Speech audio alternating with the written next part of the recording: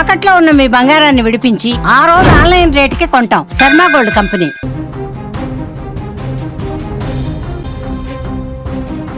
హైదరాబాద్ కుక్కటిపల్లిలో సంచలన ఘటన వెలుగు చూసింది. కేరళ ఫైల్స్ లాగానే అచ్చం అలాంటి ఘటన ఇప్పుడు వెలుగులోకి వచ్చింది. లవ్ జిహాద్ కేసు బయటికి రావడం ఒక్కసారిగా భయభ్రాంతులకు గురి చేస్తుంది.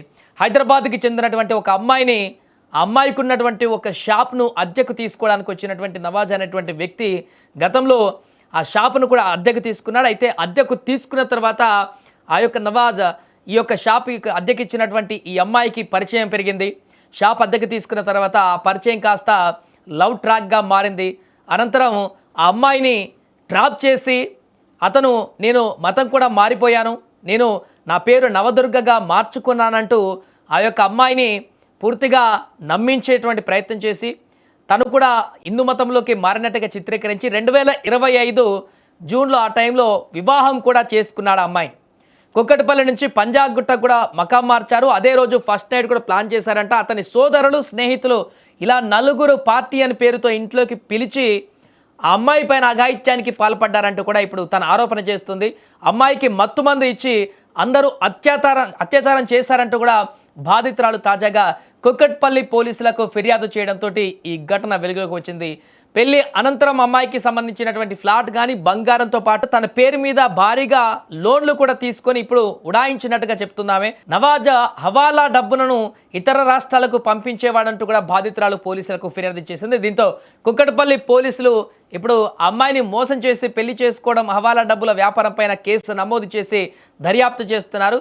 ఈ సందర్భంగా అత్యాచారం పైన 0 FIR నమోదు చేసి పంజాగుట్టకు పంపిస్తున్నట్లుగా కూడా సమాచారం. ఏదేమైనా కూడా ఒక అమ్మాయి బాధితురాలు బయటకు వచ్చి తన పైన జరిగినటువంటి ఈ దారుణమైనటువంటి ఘటనలకు సంబంధించినటువంటి వివరాలు బయటికి చెప్పడంతో హైదరాబాద్లో మరొకసారి లవ్ జిహాద్ ఘటన బయటికి వచ్చిందనేటువంటి సమాచారం లేకుంటే ఆ వార్త వైరల్గా మారింది. ఒకసారి ఆ అమ్మాయి బాధితురాలు ఏం మాట్లాడిందో, అసలు ఆమెకి ఏం జరిగినటువంటి అన్యాయం ఏంటి, అతన్ని ఎలా ట్రాప్ చేస్తారు, పూర్తి వివరాలు కూడా ఆమె మాటలోనే విందాం. మేలో నవాజ్ అనే వ్యక్తిని కలిసాను సార్. నేను మా షాప్ ఒకటి రెంట్కి ఉంది, దానికి వాళ్ళు రెంట్కి వచ్చారు సార్. ఈస్టర్న్ ట్రేడింగ్ సొల్యూషన్స్ అని చెప్పి పెట్టారు, ట్రేడింగ్ చేస్తామని చెప్పి పెట్టారు సార్ ఆ షాప్. దాని తర్వాత ఫ్రీక్వెంట్గా మా ఆఫీస్ దగ్గర కూడా వచ్చేవాళ్ళు సార్ వాళ్ళు. దాని తర్వాత మళ్ళీ ఫస్ట్ వీక్లో రెసార్ట్కి తీసుకెళ్ళారు నాకు. అక్కడ అంటే ఏమి మత్తు పదార్థాలు ఇచ్చారో తెలీదు. అది తిన్న తర్వాత నేను నా కాన్షియస్ స్టేట్లో లేను సార్. నేను తర్వాత అలా 3 సార్లు ఒకసారి బేగంపేట్ ఫ్లాట్లో కూడా అలా చేశారు సార్.